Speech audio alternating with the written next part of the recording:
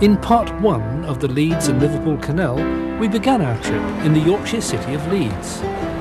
During our journey so far, we've explored the superb architecture of Saltaire, the Bingley Five-Rise Locks, one of the 7 wonders of the waterways, the ancient town of Skipton, and the beauty of the Dales. We ended the first part of this journey at Fowl Ridge. In the second part, we continue our journey to the city of Liverpool.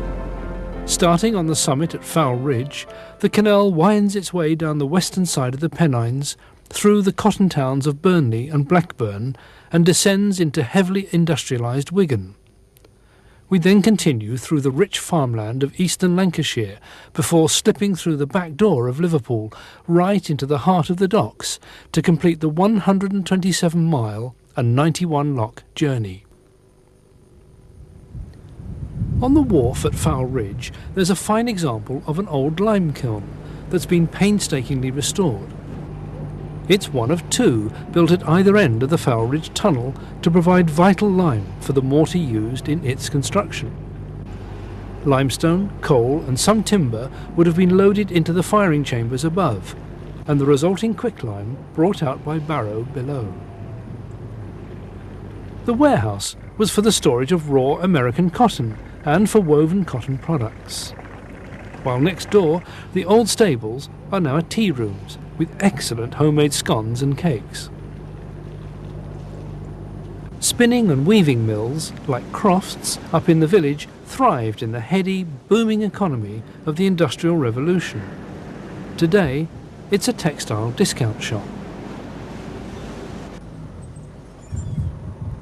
Just down the road, the hole-in-the-wall pub is well worth a visit. Inside, there's a photograph of Buttercup the cow, dating from 1912. What's so special about Buttercup? Well, the story goes that the cow fell into the canal on the western side of the 1,640-yard Fowl Ridge Tunnel. Instead of climbing the bank to safety, it proceeded to struggle through to this end of the tunnel, where on arrival it was revived with brandy. We'll be making a less dramatic journey through the tunnel, though beware, because the roof drips.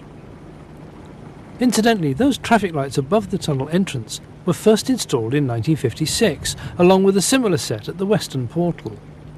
As time went on, the traffic through the tunnel declined until the lights were no longer needed. By the late 1980s, leisure traffic had increased so much that they were brought out of retirement again. The other side of the tunnel, and weather permitting, there's a chance to dry off, as the reward is a mile or so of pleasant cruising through open farmland. The first lock after the tunnel is at Barrowford, and there's a flight of 7 that drop the canal down towards Nelson. There are good views from up here, especially over to the left, where Barrowford Reservoir holds spare water for the canal. The main water supply for the Leeds and Liverpool comes from reservoirs above the tunnel at Fowl Ridge. The Barrowford Reservoir was added as a safeguard after severe droughts in the late 19th century.